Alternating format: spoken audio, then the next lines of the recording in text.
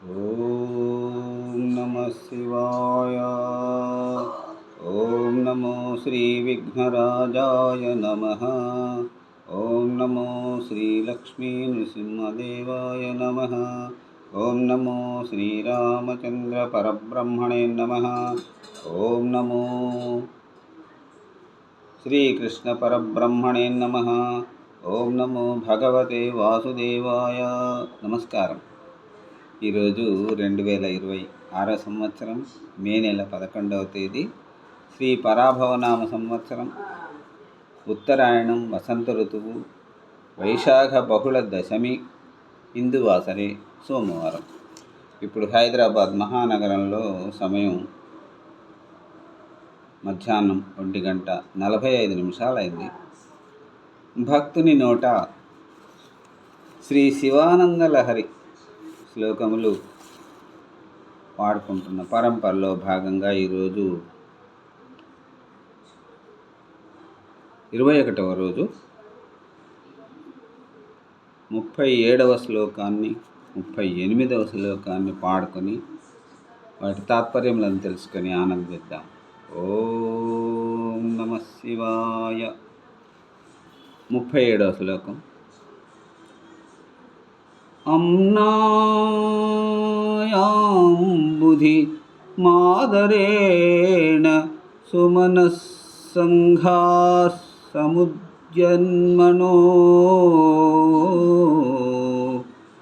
మంధానం దృఢభక్తి రజ్జుసహితం కృత్వా సుమధిత్వా తతః సోమం కల్పతరుం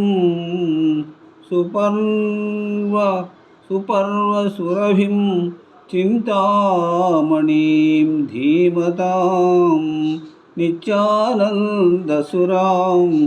నిరంతర రమా సౌభాగ్యమాతన్మతే.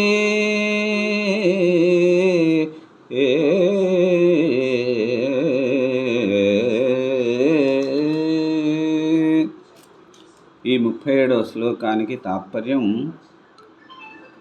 దేవతలు మందరగిరిని కవ్వంగా చేసి క్షీరసాగరాన్ని మధించి కల్పవృక్ష చింతామణి అమృతచంద్రులను సంపాదించినట్లుగా విద్వాంసులు తమ మంచి మనస్సులను కవ్వంగా చేసి దృఢభక్తి అనే త్రాడు కట్టి వేదాలనే మహాసారాన్ని మధించి దాని నుండి భక్తులకు కల్పవృక్షం, కామధేను, చింతామణి వంటి వాడును.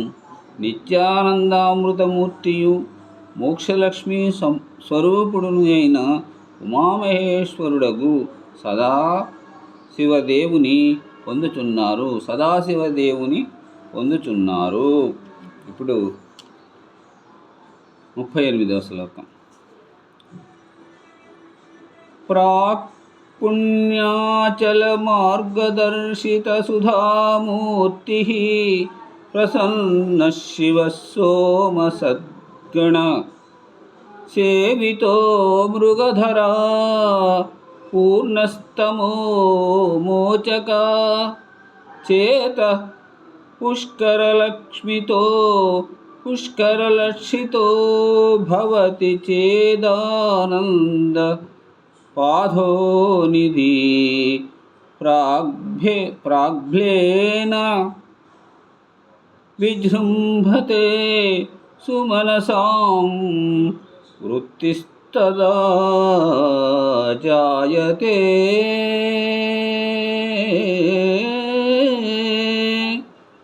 ఈ 38వ శ్లోకానికి తాత్పర్యం ఇట్లా ఉంది. పూర్వజన్మ సుకృతమని ఉదయ పర్వతం మీదుగా భక్త జన హృదయాకాశంలో పరిపూర్ణుడు తమోనివారకుడునై